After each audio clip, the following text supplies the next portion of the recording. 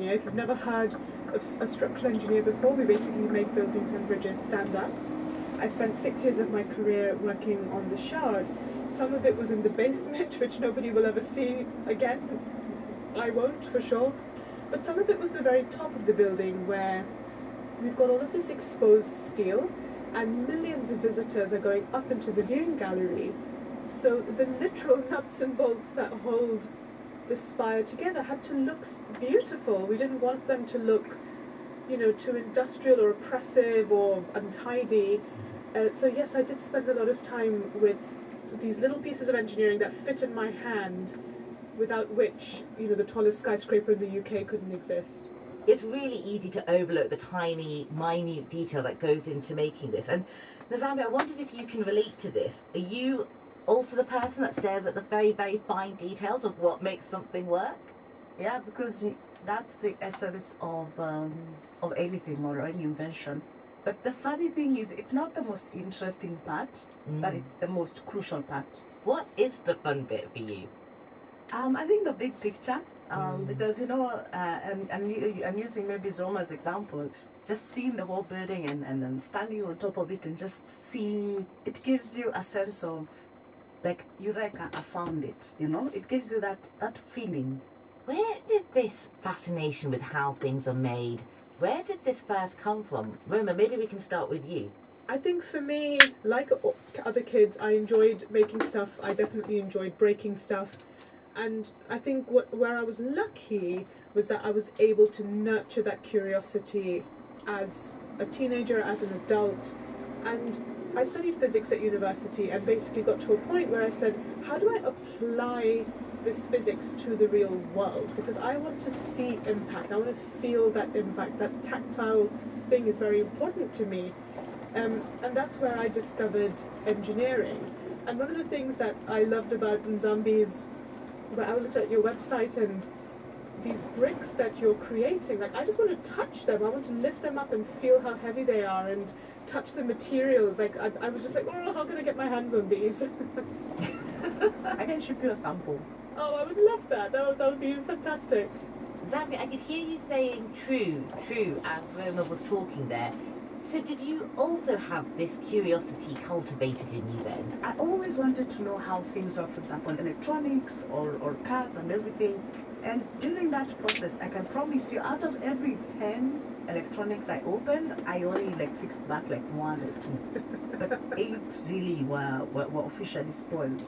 And what I liked about my parents and my mom especially is she didn't get angry that I spoiled the TVs. Now let me tell you where the hardest thing is. Retaining this when you're an adult. That, my friend, I think it is the hardest part. How do you retain that sense of wonder and curiosity? For starters, just hang around kids. So because they kind of remind you what you lost if you lost it. But also the other thing that I think is the most crucial part is knowing who you are. And those dynamics, self-awareness, coupled by hanging around not just children but also people who have that feel in you, because birds of a feather flock together. Do you agree, Roma? I'm learning so much from you, Nzambi. I love this. It's so, when I'm signing my books for children but also for adults, my message to everybody is stay curious. I don't say be curious, I say stay curious, because I feel like that curiosity is innate. And yeah, maybe just to add, if people out there are thinking, oh, I want to kind of get this passion and this energy back, then, read books, or if books are hard to come by or afford, then download free podcasts. There are so many wonderful shows like this one where you can, hear that passion and that curiosity, and I guess just challenge yourself and read things that are outside, or engage with content that is outside your everyday. Well, you're talking about reading books, Roma. You've written several books now. Your book, Nuts and Bolts, Roma, looks at some of the inventions that came about because people wanted to fix something. They needed something to help them, like the dishwasher. Yes, a lot of invention is born out of irritation, is the way I put it. So there was a woman called Josephine Cochrane in 19th century North America. So she marries young, she becomes a socialite. He dies, leaving her in debt, and she's irritated at the fact that this vintage china set that she have is cracking and breaking when people wash it by hand. So she says, let me figure out a way to automate this process. And she creates the first automatic dishwasher, and she succeeded not only as a designer and an engineer, but also as a businesswoman. And that was certainly not an easy thing for her to do. And Zambi, I hope you forgive me for saying this, but you're doing this right now. You're solving a problem. In fact, you're solving two problems. You're solving plastic pollution and a housing crisis. You're making it sound like it's rocket science. I think for me, number one, I was tired because of course plastic waste was everywhere, and putting into consideration coming from a developing country where we are yet to have proper waste management systems, this is a really evident problem. And then the other thing was I needed to make sure that whatever product or whatever solution I provided had to be practical in a sense that it would make sense to everyday person. And not just sense, but economic sense. And correct me if I'm wrong, but when you were first at the beginning experimenting, this was in your mum's backyard, wasn't it? Do you remember what her reaction was? Yes, she asked me like almost like 4 or 5 times, are you sure there's no cement here? I'm like, no, there's no cement. I am sure. And then she'll look at it and like, are you really sure? I'm like, yes, there's no cement. And then she'll like hit it on the floor like this and like, are you sure? I'm like, yes, I am very sure there's no cement in there. And then the next question is, how much do you need to make more? And she was my first investor. Do you know what? Your mother sounds so lovely. Not only did she not tell you off when you took things apart, but gave you more things to break apart and see how they work, but she was also your first investor and first supporter, I guess. Yeah, I'm fortunate to have her.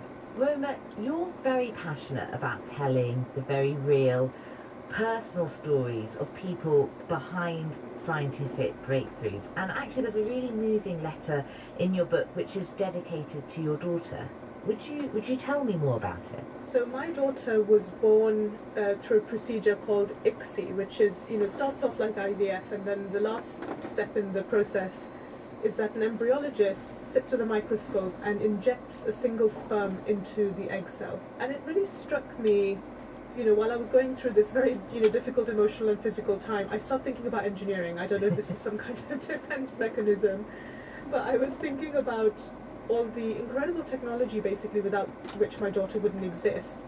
And I think at the fundamental of all the complex technology lay the lens. And so my lens chapter starts off as a letter to my daughter, explaining to her that she wouldn't exist without this incredible piece of technology. You're listening to The Conversation with me, Dashiani Nabanagan. Today we're talking about women inventors and innovators with engineers Nzambi Mate and Roma Agarwal. Zambi, we should say, because we've obviously talked about the fact that you've created these plastic bricks that are doing really, really well, but you didn't just create the plastic bricks, because you actually had other challenges that you faced before you could even build them in bulk. Do you want to talk us through that? Because you ended up building other stuff in order to build the plastic bricks. When I was starting after 9 months of making the brick, I was good. I have learned the formula, I know how to make it. Now the solution is how to make 1,000 of this. Now making 1,000 you need machines because you cannot make 1,000 pieces by hand. I was like, okay fine, where do I get the machines? So of course I went to the internet, looked for the machines, and the machines I found were either purely from plastic or purely from concrete. Nothing quite significant in the polymer concrete space. Okay, I was like, fine, whatever is there, what can I work with whatever is there? And then I found out the solutions were either number one, very cumbersome, number two, very expensive, or number three, really unachievable. That's what I found in the market. So I was like, okay, fine, if Mohammed cannot go to the mountain, let's build this mountain and take it to Mohammed. And that's how we started making the machines. It took us about 2 years. I've never cut so much metal in my life. I still wonder how, like for example, the team I have right now believed in me in those stages, because getting something from the mental realm to the physical realm, I think that's the closest thing to being crazy, I think. It's interesting because listening to both of you, you can kind of tell that inventing stuff and building things, it requires all the obvious things, I guess, like time and patience, but it also requires, I guess, a lot of failure. And I wondered if you felt, Roma, there's a mindset that's helpful when it comes to succeeding here. I 100% agree, and I think that this idea of failure is so central and important to science and to engineering, and which becomes one of the biggest barrier to girls coming into these subjects. When we teach, particularly young girls, but when we teach children perfectionism, getting 100% on their exams, not making mistakes, and that mistakes are not a good thing, they should be corrected, it puts you in a different mindset compared to what maybe ideally you want to create and innovate and invent things. And so that's quite a tricky bridge, and so one of the things that I'm really glad to hear, Nzambi, what you said about your mum, because my daughter regularly breaks things and I don't tell her off, so I think this is this is validation for my parenting. But yes, it's absolutely important to understand and learn that failure is an essential part and a step in succeeding in science and engineering. So, because a lot of time people, will say, should women be given more opportunities within an industry or within a particular field? But it sounds like what you're saying here is, it's not just the opportunities, but it's the opportunity to fail. Would you agree with that, Zambi? Yes, you don't learn until you fail.